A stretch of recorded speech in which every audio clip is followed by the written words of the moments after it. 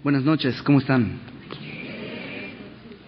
Dios es bueno, Dios es bueno. Abre tu Biblia en Josué capítulo 21. Le comentaba a unos amigos que estoy muy feliz de llegar al capítulo 21 porque después del 21 viene el 22. Y eso marca el final de esta etapa del libro de Josué, que es que la verdad tenía como miedo, porque es difícil, son listas de lugares, ciudades, y yo cuando leía el libro completo antes de iniciar el estudio, hace ya varios meses, decía, Señor, ¿qué nos vas a hablar en esa porción? Muchas gracias. Pero, por otro lado, estoy triste porque ha sido padrísimo pasar y revisar estas listas y darnos cuenta que toda la Escritura es inspirada por Dios. Y no sé tú, pero a mí Dios me ha estado hablando en estos capítulos que parecerían áridos, me ha estado hablando muy claro, dándome dirección y dándome consuelo y exhortándome y dándome, pues dándome áreas en las que tengo que trabajar y cosas que Dios me está pidiendo que haga. Así que el día de hoy terminamos toda esta sección, de las listas interminables, y estamos en el capítulo 21, así que si ya estás ahí, pues siempre que abrimos la palabra queremos comenzar orando, ¿no es verdad? Señor, te damos gracias por tu misericordia y por tu amor, Padre. Gracias por tu palabra, Señor, que tú has preservado hasta nuestros días, tu palabra escrita que nos dejaste para darnos indicaciones, para permitirnos, Señor, entender tu voluntad, conocer el propósito para nuestras vidas, Señor, por tu palabra que es tu aliento, el aliento que una vez le dio vida al polvo para crear al primer hombre. Es ese mismo aliento que el día de hoy nosotros venimos a anhelar. Sopla, Señor, de tu aliento con tu palabra a nuestras vidas y danos esa vida verdadera en ti. Nos ponemos en tus manos rogándote que tú hagas tu voluntad. En el nombre de Jesús, Señor. Amén. A ver si ya te lo sabes. El libro de Josué está dividido en distintas etapas. La primera etapa es del capítulo 1 al capítulo 5, que es la Eso, si te lo sabes, la preparación. Apúntale si no sabes. Capítulo 6 al 12 es la conquista, exacto. Capítulos 13 al 21, que es lo que estamos terminando hoy, es la exactamente, recuerda. Preparación, conquista, distribución. La próxima semana iniciaremos la última parte de este libro, que es la exhortación. Josué es el libro que nos narra la entrada del pueblo de Israel a la tierra prometida. Y estamos ya en este momento, después de 7 años de guerras en las que se conquistó, se fracturó la columna vertebral, digamos, de los reinos que estaban ahí, se destruyó los reinos como reinados, todavía hay poblaciones enemigas que cada una de las tribus va a tener que barrer y limpiar en el territorio que le corresponde, pero ya no hay reinos confederados, ya no hay nada de eso. Y hemos visto que Josué, de acuerdo al mandato de Dios, ha estado repartiendo las tierras a cada una de las tribus y se ha hecho esto por suerte. Y después de haber distribuido a todas las tribus sus tierras, la semana pasada vimos que se señalaron ciudades refugio. 6 ciudades refugio, 3 de un lado del Jordán, 3 del otro. Estas 6 ciudades refugio están dentro de lo que se conocen como las ciudades levíticas. Es decir, en el capítulo 21 lo que vamos a ver es la distribución de las ciudades levíticas. Son 48 ciudades levíticas. De estas 48, 6 ya las conocemos, que son ciudades de refugio que vimos la semana pasada. Así que, capítulo 21, versículo 1. Los jefes de los padres de los levitas vinieron al sacerdote Eleazar, a Josué, hijo de Nun, y a los cabezas de los padres de las tribus de los hijos de Israel. Y les hablaron en Silo, en la tierra de Canaán, diciendo, Jehová mandó por medio de Moisés que nos fuesen dadas ciudades donde habitar con sus ejidos para nuestros ganados. ¿Recuerdas? Los levitas son una tribu de Israel, pero tienen una característica peculiar, única. Los levitas no van a tener territorio. Si recuerdas el mapa, tenemos en el mapa de Israel las tribus distribuidas en distintas zonas, algunas de este lado del Jordán, otras del otro lado del Jordán, pero no hay una zona que se pueda llamar el territorio de Leví. ¿Por qué? Porque los levitas no se les asignó un territorio, una zona geográfica definida. Y esto, ¿qué crees? No es un azar. Ya estaba profetizado. Y ya lo habíamos revisado, pero permíteme recordártelo. No sé si tú recuerdas, si no, léelo en tu casa, Génesis capítulo 34. Jacob está ahí en la tierra de Canaán y de pronto tiene una hija, se llama Dina, y Siquem, un pagano, la ve, le parece hermosa y la viola. Cuando se entera eso, su padre no hace nada. Pero sus hermanos, los hermanos de Dina, los hijos de Jacob, se enfurecen. Y en particular dos, ¿quiénes son? Simeón y Leví. Estos dos hijos se enfurecen y lo que hacen es engañar a Siquem y a toda la tribu. Siquem es una persona, luego es el nombre de una ciudad, pero estamos hablando de una persona que se llama Siquem, el que violó a Dina, que además se enamora de Dina y va y pide matrimonio. Después de haberla violado, va y pide matrimonio, va y la pide para sí. Y los hermanos de Dina le dicen a Siquem y a su padre, pues no les podemos dar a Dina por esposa, porque pues ustedes son incircuncisos y eso para nosotros es abominación. Pero ¿qué te parece, Siquem? Si tú y todos los varones de la tribu se circuncidan y entonces nosotros vamos a poderles dar de nuestras esposas, de nuestras mujeres, y nosotros vamos a poder tomar esposas de ustedes. Y Siquem y toda la tribu creen eso y se circuncidan. Y dice ahí en Génesis capítulo 34 que al tercer día, cuando estaban en el mayor dolor después de la circuncisión, Simeón y Leví entraron al campamento de Siquem y mataron a todos los varones que obviamente estaban indefensos. Tomaron a Dina y se la llevaron, y luego vinieron todos los otros hermanos de Simeón y Leví, y todos juntos, dice la palabra, literalmente robaron, saquearon, tomaron ganado, tomaron todo lo que había, mataron a todos los varones, se llevaron a las mujeres, a los niños, quemaron todo, es decir, hicieron una masacre. Por esto, en Génesis capítulo 49, acompáñame. Génesis capítulo 49, cuando Jacob profetiza sobre sus 12 hijos. En el versículo 7,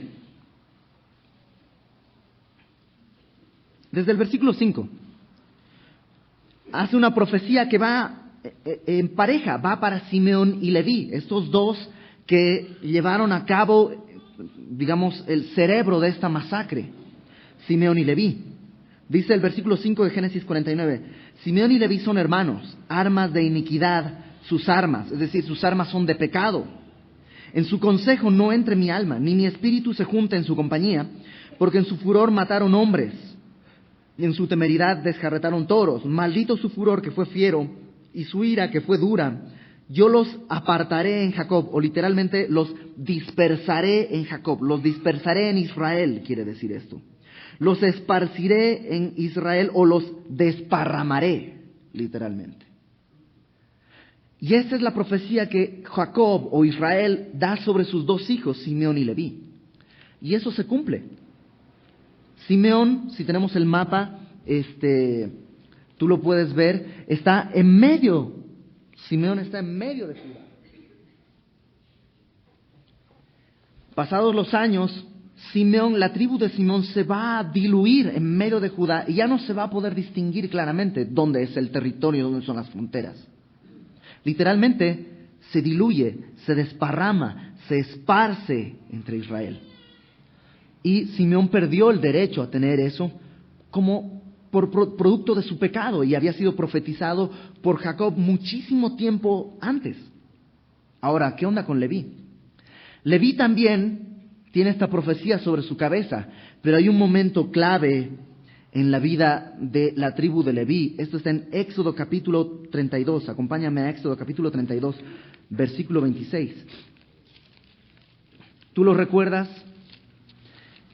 Moisés subió al monte a recibir la ley y cuando regresa con la ley en la mano, encuentra en el campamento un becerro de oro y alrededor a todos los judíos y hombres y mujeres bailando, literalmente en una orgía, desvistiéndose, adorando a este becerro de oro. Y Moisés rompe la ley, que simplemente tira las tablas de la ley, que es una gráfica de lo que sucedió, porque el pueblo rompió la ley. Y Moisés solamente lo externa cuando la piedra donde estaba grabada la ley se rompe. Y fíjate, Éxodo capítulo 32, versículo 25.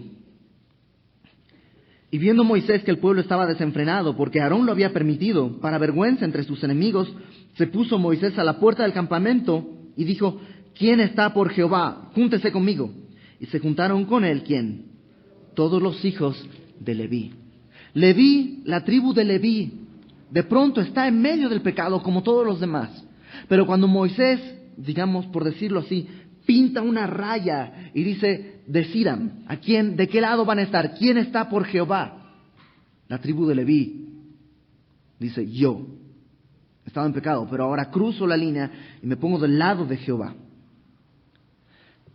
Y esa decisión marca la tribu de Leví. Tiene la profecía encima de ellos de ser desparramados y de ser esparcidos.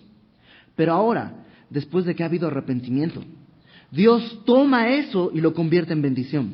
¿Por qué? Porque ahora la tribu de Leví, Dios dice: los levitas ahora son míos. Los levitas me pertenecen. Por tanto, yo voy a hacer su herencia. No van a tener tierras. Yo voy a hacer su herencia. Y sí, los voy a desparramar a lo largo de todo Israel, pero voy a usar eso para bendición. Lo mismo sucede con nosotros.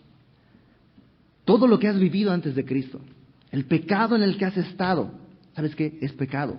Y consecuencias que tú has tomado probablemente las has echado a andar y el día de hoy vas a seguir pagándolas y vas a seguir sufriéndolas y probablemente toda tu vida. Pero si tú pones tu vida en Cristo, Dios puede tomar todo eso y sí, vas a tener que vivir ciertas consecuencias, pero Dios las puede tomar y utilizarlas para bendición. Y eso es lo que vamos a ver precisamente en el capítulo 21. Ellos no tuvieron tierras. Versículo 2 de Josué 21 dice: les hablaron en Silo, en la tierra de Canaán, a los jefes, a Eleazar y a Josué. Los levitas van y le dicen: Jehová mandó por medio de Moisés que nos fuesen dadas ciudades donde habitar, con sus ejidos para nuestros ganados. Los levitas van con Josué al final, cuando ya se repartieron todas las tierras, y no le dicen: quisiéramos esto. No. Dicen: Dios mandó que se hiciera así para nosotros. Los levitas no están yendo a pedir algo que Dios no había dicho específicamente que iban a darles. Lo puedes leer en Números capítulo 35. Ahí está toda la promesa que Dios le da a los levitas de que van a tener ciudades donde habitar con sus ejidos. Eso es, con una parcelita cerca. Y también ahí en Números 35 puedes volver a leer cuando Dios dice que de las ciudades de los levitas vas a apartar 6 que van a ser ciudades refugio. Versículo 3. Entonces los hijos de Israel dieron de su propia herencia a los levitas, es decir, de los territorios que ya se les había entregado, tomaron una parte y las entregaron unas ciudades a los levitas conforme al mandato de Jehová. Estas ciudades con sus ejidos. Y esto es importante, porque lo que las otras tribus están haciendo no es beneficencia. No es que dicen: ay, pobres levitas, vamos a darles un poquito para que no. No se trata de los levitas, se trata de que Dios lo ordenó así. Y todas las tribus lo único que están haciendo es obedecer a Dios. Ahora, antes de pasar del versículo 4 en adelante, que es toda una lista de ciudades y todo esto, déjame platicarte un poquito quiénes son los levitas. Los levitas evidentemente son los descendientes de la tribu de Leví. Y no sé si tenemos ahora sí la primera diapositiva. Leví tuvo 3 hijos: Coat, Gersón y Merari. Entonces, cuando tú lees en la palabra vas a leer siempre coatitas, gersonitas y meraritas. las tres tribus, perdón, las tres ramas de la tribu de Leví son distintas. Los coatitas, los hijos de Coat, los descendientes de Coat, van a dividirse en dos. Uno, específicamente a Aarón y los descendientes de Aarón, a quienes se les va a encargar el sacerdocio. Los otros coatitas, los demás, no coatitos, coatitas, son coatitas, igual que Aarón, pero no son sacerdotes, son levitas, pero su función es simplemente cargar todos los utensilios que se usaban en el tabernáculo. ¿Recuerdas? En el desierto el tabernáculo se llevaba de un lugar a otro.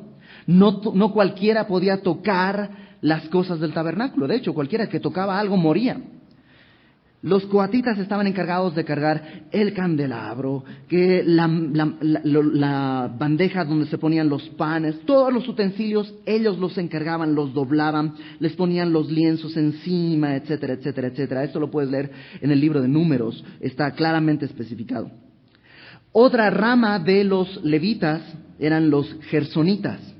Los gersonitas lo que hacían era transportar, doblar, cargar las cortinas, las cuerdas y todas las telas del tabernáculo.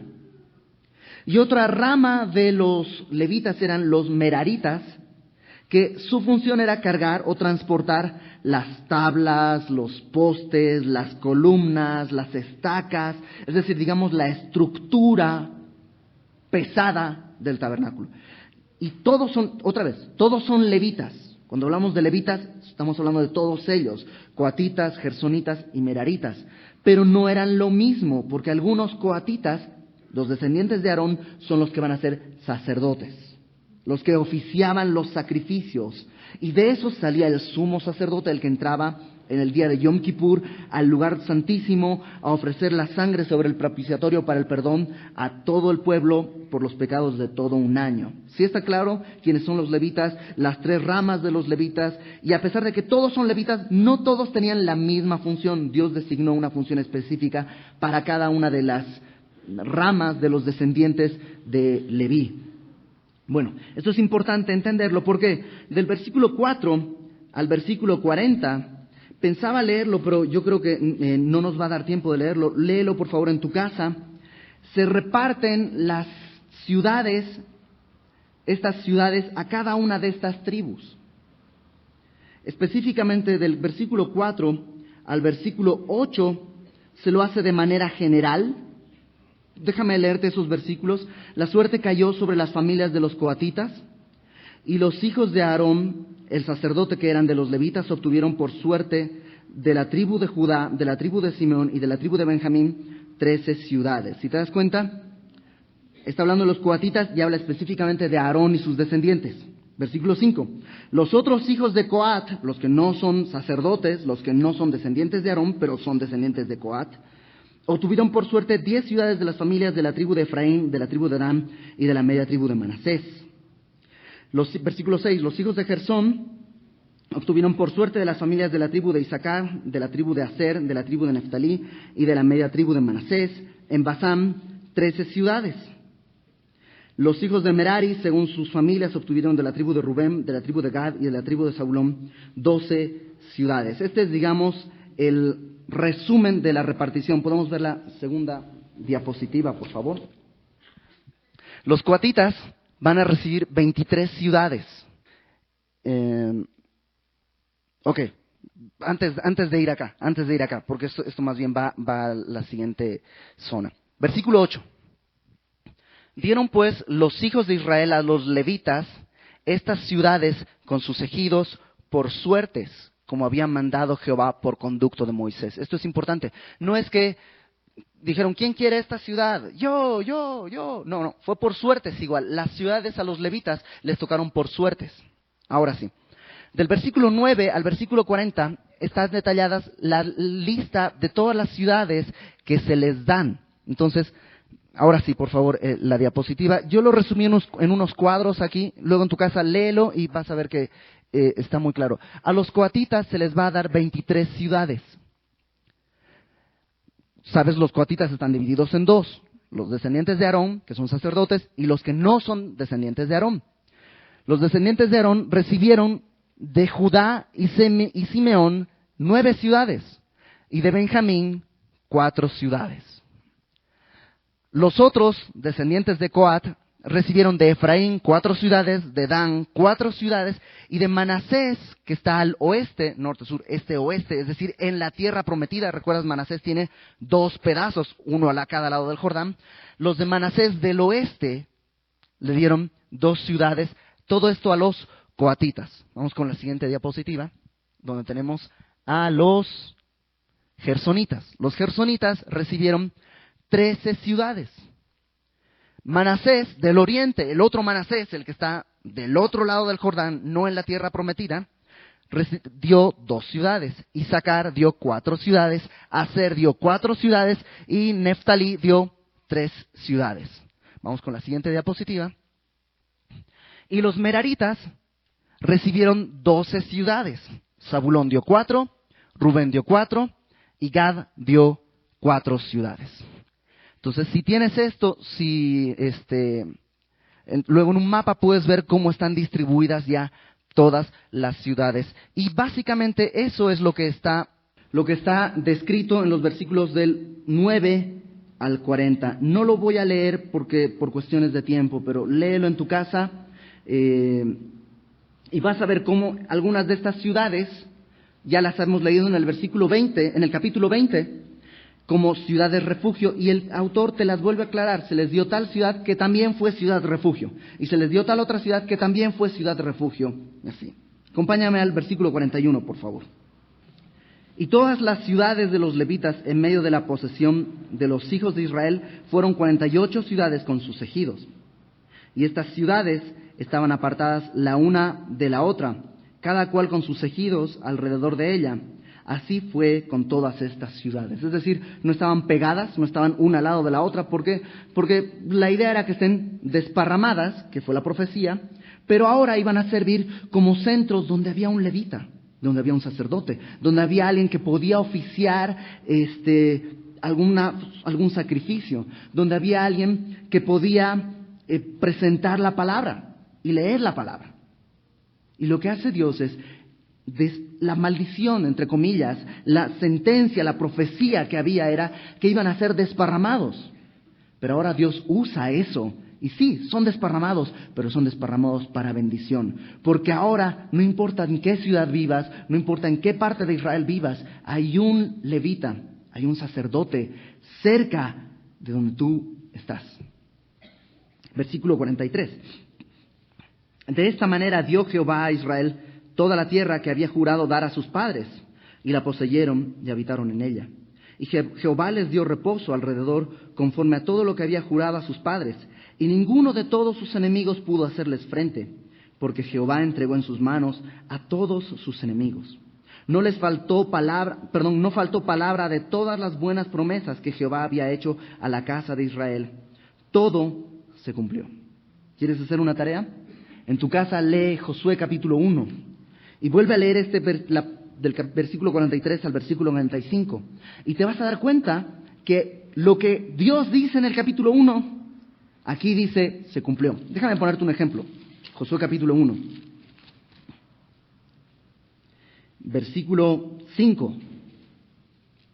En Josué capítulo 1 están a punto de entrar a la tierra prometida. Y en el versículo 5, Dios le dice a Josué, nadie te podrá hacer frente. ¿Y qué es lo que leo en Josué capítulo 21, versículo 44? Jehová les dio reposo alrededor conforme a todo lo que había jurado sus padres, y ninguno de todos sus enemigos pudo hacerles frente. Y así, lee Josué capítulo 1 y lee esta porción y vas a ver que todo lo que Dios prometió ha sido cumplido. Ok, ¿qué es lo que Dios tiene para nosotros en este capítulo? ¿Qué aplicación práctica puedo entender? Ya sé que Dios distribuyó todo esto, ya entendí que los levitas estaban destinados a desaparecer, pero ahora, en vez de desaparecer, son ellos los que van a ayudar a preservar a Israel, porque son ellos los que pueden ayudar a que el pueblo no se vaya tras la idolatría. Pues muy sencillo, nosotros somos estos. Nosotros somos como los levitas. Fíjate lo que dice Primera de Pedro capítulo 2. Primera de Pedro capítulo 2, versículo 5. Pedro está escribiéndole a la iglesia, a nosotros. Y le dice en el versículo 5, vosotros también, como piedras vivas, sed edificados como casa espiritual, ¿y qué cosa? Sacerdocio santo, para ofrecer sacrificios espirituales. Solo el sacerdote podía ofrecer sacrificios espirituales. Nosotros ahora, Dios, al habernos rescatado, haber pagado el precio de nuestros pecados, al haber creído nosotros en el Evangelio, somos hechos sacerdotes, de un sacerdocio distinto. Somos ministros, dice Pablo, no de la letra, sino del Espíritu. Sacerdocio santo, ¿para qué? Para ofrecer sacrificios espirituales aceptables a Dios por medio de Jesucristo. Y cuando leo esto, ¿qué es lo primero que viene a tu mente? Sacrificio de labios que honran su nombre. Eso es lo que estoy llamado a hacer. ¿Cuál es el sacrificio que debo o puedo ofrecer? Labios que honran su nombre, me dice el escritor de Hebreos. Ahí en 1 de Pedro capítulo 2, bríncate al versículo 9. Y Pedro vuelve a decir, vosotros sois linaje escogido, real sacerdocio, nación santa, pueblo adquirido por Dios, para que anunciéis las virtudes de aquel que os llamó de las tinieblas a su luz admirable. En Apocalipsis capítulo 5, léelo en tu casa luego, la iglesia está cantando delante del trono de Dios y dice, tú nos has redimido de toda nación y lengua y nos has hecho reyes y sacerdotes. Nosotros, el día de hoy, ¿recuerdas? Todo el Antiguo Testamento siempre tiene una explicación práctica, clara, histórica. Son hechos reales que tengo que entender y que tengo que conocer como parte de mi entendimiento de la palabra. Pero también tiene una aplicación a mi vida clara y directa y una aplicación profética. Son tipos o ejemplos de conceptos del Nuevo Testamento. No sé si a ti te pasa, a mí me ayuda a leer libros con figuritas. Cuando tienen ejemplos dibujados, yo entiendo mucho mejor. Alguien me dice, ¿quieres que te lo dibuje? Sí, por favor, dibújamelo. Y Dios me conoce. Y el Antiguo Testamento son como dibujos, son ilustraciones. Y esta es una ilustración de nuestra vida. Nosotros somos como estos levitas, sacerdocio, escogido, que tenemos una misión, ser esparcidos por todas partes. ¿Para qué? Para llevar la palabra, el mensaje de Dios a todos. Eso acabamos de leerlo. Pueblo adquirido por Dios, para que anunciemos las virtudes de aquel que nos llamó de las tinieblas a su luz admirable. ¿Sabes qué es lo importante? Por suerte. Lo leímos. Las ciudades se dieron por suerte. Había ciudades que probablemente eras levita y te tocó esta ciudad y de pronto esta ciudad es muy fértil. Y la parcela que te dieron, el ejido que te dieron, pues te da para sembrar tus jitomates y tus calabazas y se da todo y ahí está todo bien. Y a lo mejor otra ciudad es más difícil y llueve mucho o llueve poco o la tierra es más dura. De todos modos, por suerte, Dios te tocó ahí. Hay gente que de pronto donde le tocó vivir puede compartirla a todo el mundo y la gente ya de por sí está dispuesta a escuchar el Evangelio. Y hay otros que les tocó vivir en un lugar difícil y con oposición y que siembras y no sale nada. No importa, te tocó por suerte y Dios decidió llevarte ahí. Me encanta porque no estamos llamados a ser un país cristiano. Es decir, cristianos del mundo, vamos a comprar una isla, nos vamos a ir a vivir ahí, y ahí va a ser como vamos a estar todos bien felices, porque todos cristianos seguramente nos llevamos bien. Ajá. Pero aún así, no estamos llamados a eso. Estamos llamados a anunciar las virtudes. ¿Dónde? Donde Dios nos lleve. Y Dios nos esparció en su misericordia. Y aquí también. Algunos vienen de esta colonia. Otros vienen del sur, otros vienen del norte, otros vienen incluso de Toluca, otros vienen de otras partes. Dios te esparció. Pero ¿sabes qué es lo que más me gusta? Que Dios esparció así su iglesia en todo el DF, en todo México, en todo el mundo. ¿Y sabes qué es lo que más me gusta de eso? Que no todos son semilla de mostaza. No todo es semilla de mostaza. Gracias a Dios. ¿Quién dijo que semilla de mostaza era lo que Dios iba a usar para rescatar a esta ciudad? No. Dios en su misericordia a veces nos usa. Pero Dios usa a cualquiera que tenga un corazón dispuesto. Y hay iglesias, incluso iglesias que no predican verso a verso, que están rescatando gente, que están predicando el evangelio. Y Dios, por suerte, las llevó donde Él quiso. Entonces, número 1, nosotros somos estos, levitas. Identifícate. Número 2, tienes una misión. Ser esparcido para anunciar las virtudes de aquel que te llamó de las tinieblas a su luz admirable. Número 3, esta me encanta. ¿Sabes qué? Un levita no era de profesión levita. No es que nacía un niño, y ¿qué vas a hacer cuando seas grande? Pues, yo quiero ser levita. Y tú, pues yo quiero ser Rubenita. Y tú, pues yo Gadita. Y no es una cuestión de profesión, es una cuestión de nacimiento. Tienes que nacer de nuevo. Tienes que nacer levita. Entre paréntesis, en las iglesias no hay levitas. O sea, esto de que yo soy levita. ¿Cómo? No, en las iglesias tenemos servidores y todo eso, pero levita es una cuestión de sangre. No es una función que tú tienes. Tú eres de la alabanza, del estacionamiento, levita. No existe eso. No existe eso. Como tampoco existe salmista, por favor, ¿no? Al menos que escriba salmos, literalmente, ¿no? No es cualquier tipo de poesía tampoco. Y no existen los levitas en ese sentido, pero en el otro sentido, tú y yo, si naces de nuevo, tienes esta función.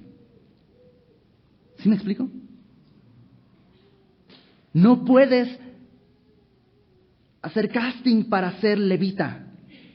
No puedes con muchas ganas que tenga, yo quiero. No. Tienes que nacer de nuevo.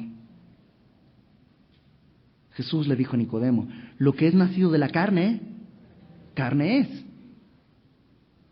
Esto es lo que eres. Cuando naciste en este mundo, eres carne. Ahora tienes que nacer de nuevo, porque lo que es nacido del Espíritu, Espíritu es. Y entonces naces y estás injertado en la familia de Dios y eres levita de nacimiento. Pero tienes que nacer de nuevo. Me encanta porque no todos son buenas noticias a los ojos del mundo. Porque, número 4, cuando naces de nuevo, tu herencia ya no está en este mundo. Los levitas no tenían tierras. No tenían herencia. ¿Quién era su herencia? Dios, Dios mismo. Lo mismo tú, si has nacido de nuevo. Tu herencia no está aquí. ¿Qué dice Pablo a los Corintios? No mirando las cosas que se ven, sino las que no se ven. Porque las que se ven son temporales, pero las que no se ven son eternas. Puestos los ojos en las cosas de arriba. Por eso es totalmente inconcebible, es un antagonismo, es contradictorio una iglesia que predica que tienes que tener dinero. Porque tu herencia no es acá. Dios no murió para que seas millonario, Dios no murió para que estés sano físicamente, Jesucristo no murió para eso, porque eso, dinero lo puedes conseguir trabajando, o incluso asaltando, puedes conseguir dinero. Pero la salvación, Jesucristo vino a eso, a darte un camino por el cual tú puedes llegar al Padre. Tu herencia no está aquí. Él es tu herencia. Y me encanta. Porque entonces puedo enfocarme donde tengo que estar. Y ya que Él es mi herencia y no necesito preocuparme por las cosas de esta tierra, por las cosas de este mundo. Número 5.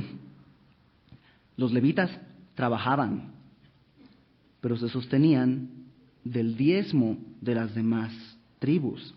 ¿Esto quiere decir que dependían de las otras tribus? No, dependían de Dios. Es distinto. No dependían del favor de, oigan, pues tribus, pues diezmen, porque si no, ¿cómo vamos a vivir? No. No dependen de las tribus, dependen de Dios, del favor de Dios. Y tú y yo también. ¿Tienes que trabajar? Claro que tienes que trabajar. Por algo tenías tu parcela. Tienes que chambear, hay que chambear bien. Trabajando no al ojo humano, no para agradar al ojo humano, sino haciendo las cosas como para el Señor, dice Pablo. Trabaja, sujétate a tu jefe. Trabaja bien. Pero ¿sabes qué? Ten esto en mente. Tú no trabajas por dinero. Dios es el que te sostiene. Tu dinero no te lo da tu trabajo, tu dinero no te lo da tu jefe. Dios es el que te provee. Tú estás ahí por suerte. Dios te envió ahí. ¿Y cuál es tu misión? Anunciar las virtudes de aquel que te llamó de las tinieblas a su luz admirable. Dios no te llevó al trabajo donde estás para trabajar, para ganar dinero, para conseguir prestigio. Eso puede venir o no puede venir. Es lo de menos. Dios te llevó ahí para anunciar las virtudes de aquel que te llamó de las tinieblas a su luz admirable. ¿Y quieres que te diga un secreto? ¿Cómo se empieza a hacer eso? Trabajando bien, llegando a tiempo, saliendo a tiempo, chambeando duro, siendo un buen empleado. Así se empieza. No puedes anunciar las virtudes de otra manera. Así se empieza. Pero tu sustento viene de Dios. Y ahí está tu confianza. Porque Jesucristo fue el que dijo: comer, vestir, la casa, la renta. ¿Sabes qué? Esas cosas deja que se preocupen los gentiles. Ellos se preocupan de esas cosas. Ustedes no. Buscad primeramente el reino de los cielos y su justicia, y todo esto, todo lo demás, será que añadido. Y como dice el pastor Heriberto, no busques la añadidura. La añadidura, por definición, es lo añadido. Busca la esencia, el reino de los cielos y su justicia, y Dios te va a dar lo que Dios en su misericordia ya tiene planeado para darte. Pueden ser 2 coches o pueden ser 2 boletos de metro. De todos modos, la fidelidad de Dios se va a mantener, porque esos 2 boletos de metro para ir y para volver no te van a faltar. Para ir a tu trabajo, para hacer lo que tengas que hacer. Dios es fiel. ¿Sí o no? Ok. No está fácil ser levita. No está fácil. Pero entonces déjame animarte, déjame darte 4 grandes noticias.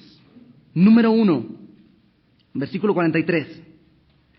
De esta manera dio Jehová a Israel toda la tierra que había jurado dar a sus padres. Me encanta. Dios se las dio. No tuvieron que ganarla, no tuvieron que pelear. O sea, sí hubo que correr y pelear y todo, pero ellos no la consiguieron. Dios se las dio. Nosotros también. Nosotros también. Ahí están las bendiciones de Dios. Y Dios quiere darte esas bendiciones. Paz, gozo, todo eso. Ahí está. Dios quiere dártelas. De hecho, a lo mejor tú estás diciendo: yo quisiera que Dios me use, pero no sé cómo. Ok, comienza haciendo esto. Fíjate qué es lo que hicieron en el versículo 3. Entonces los hijos de Israel, versículo 2. Les hablaron en Silo, en la tierra de Canaán, diciendo: Jehová mandó por medio de Moisés que nos fuesen dadas ciudades donde habitar con sus ejidos para nuestros ganados. Es decir, ¿qué fueron a hacer los levitas? Fueron con Josué y le dijeron, danos tierras para chambear. Ve con Josué. No él en el Antiguo Testamento. ¿Sabes? Josué es un tipo de ¿quién? Jesús. Ve con nuestro Josué, con Jesucristo, y dile, Señor, quiero ser usado. Dame una tierra para chambear. Dame una tierra. Espárceme. Mándame. Envíame a mí. Pide. Y Dios te va a dar tu tierra. Y esa tierra puede ser un ministerio dentro de la iglesia. Puede ser el corazón de tu familia, que a lo mejor ya lo has perdido. O pueden ser tus amigos en el trabajo, en la escuela, donde sea. ¿Quieres ser usado? ¿Quieres ser un levita de estos? Pide, Dios va a dar la tierra. Número 2, versículo 44. Jehová les dio, ¿qué? Reposo. ¿Estás cansado? ¿Estás cansado de tratar de vivir una vida cristiana y decir, Señor, ya no aguanto, ya no puedo? Ve a Él. Dios te va a dar reposo. Y no un reposo pasajero. El escritor, lee en tu casa Hebreos capítulo 4. El escritor de Hebreos en el capítulo 4 cita esto. Y dice, Dios ha prometido un reposo. Pero ojo, no estoy hablando del sábado, dice el escritor de Hebreos, porque el sábado recuerda ser el día de reposo. Dice, no estoy hablando del sábado, porque pues cada semana hay un sábado y siempre estás cansado. Entonces no ese es el reposo que Dios está hablando. ¿Sabes qué? El reposo de Dios no es una fecha en el calendario. Domingos para ir a la iglesia. No. También el escritor de Hebreos en el capítulo 4 dice, tampoco estoy hablando de la tierra prometida, porque Josué los metió a la tierra de reposo. Y David, 200 años más adelante, sigue diciendo, un día habrá un reposo. Tampoco es un lugar geográfico. El reposo de Dios no es un tiempo en la semana, no es un lugar geográfico. Ya me urge que lleguen las vacaciones, voy a Cancún, ahí sí voy a descansar.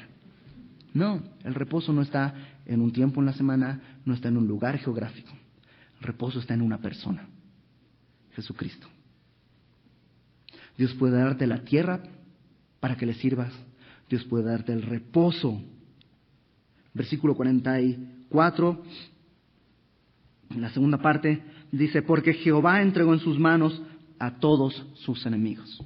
¿Peleas? ¿Tienes enemigos? ¿Tienes enemigos? ¿Tu tentación? ¿Tus ojos? ¿Tus deseos? Ok, la victoria no está en ti, la victoria está en Él. Él puede darte la victoria. Ve a Él todos los días. Es más, ¿sabes qué? Tu peor enemigo sería la muerte. En Cristo es tu mejor amigo. Es tu boleto de entrada al reino de Dios, al paraíso. ¿Qué enemigo te queda? Si Dios con nosotros, ¿quién contra nosotros? Dios es el único que puede entregar en tus manos a tus enemigos. Y obviamente estoy hablando en un sentido espiritual, no estoy hablando de venganza de tus enemistades. Estoy hablando de enemigos reales, tus pasiones, tus malos deseos, etcétera, etcétera. Y número 4,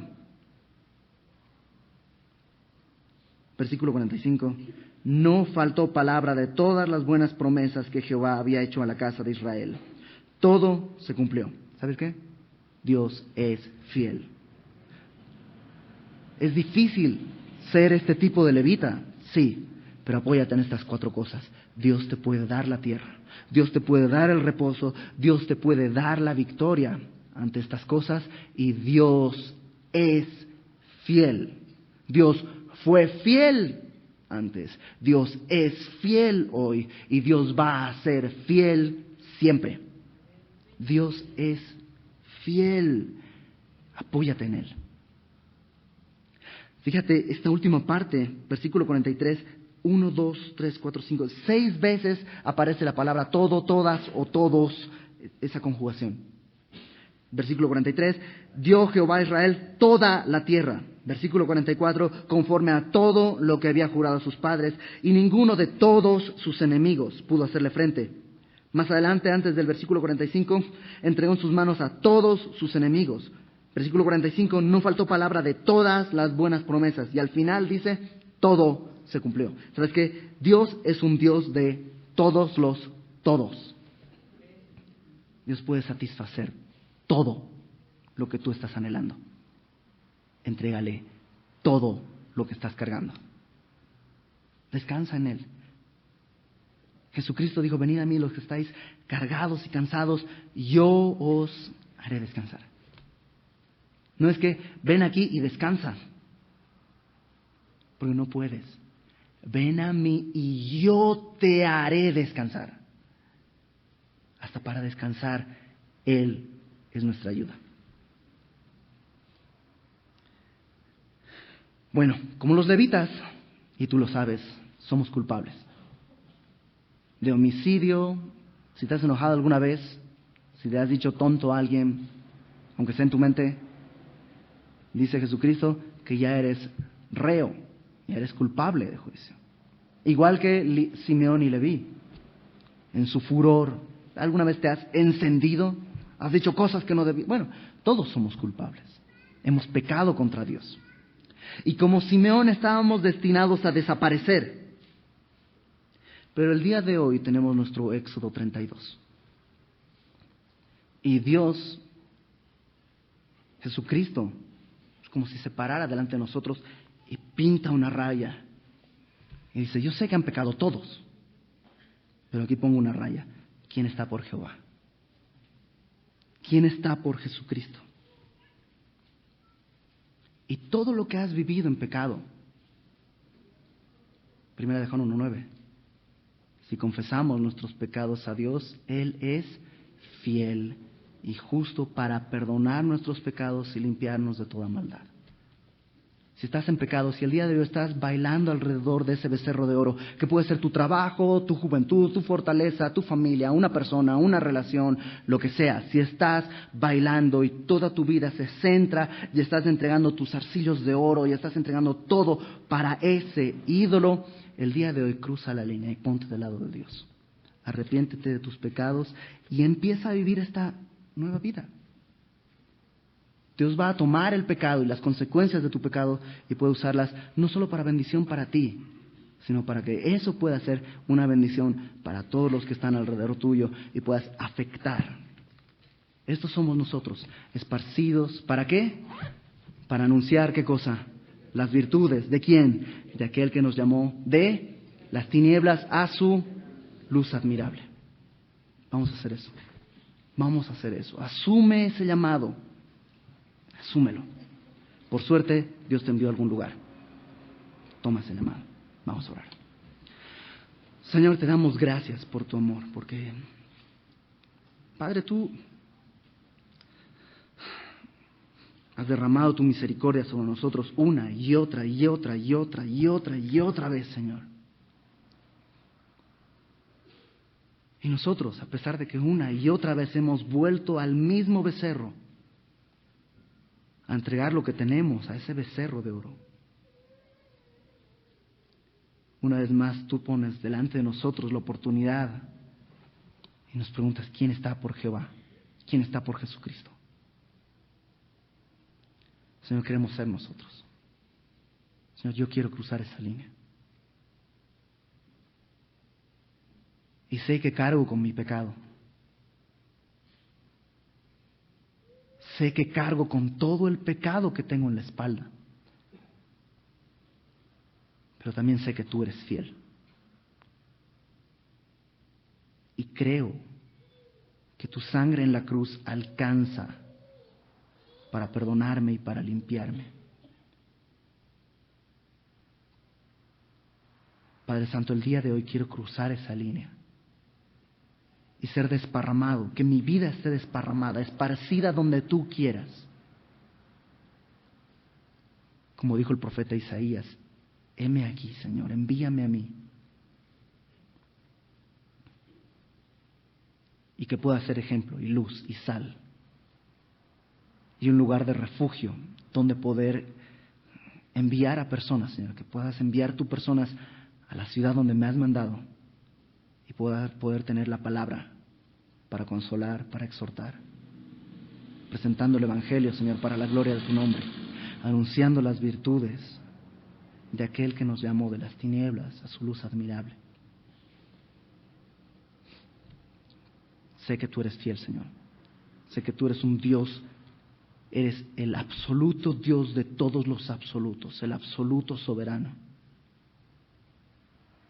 En ti está mi confianza, en ti está nuestra confianza, Señor. Nos ponemos en tus manos.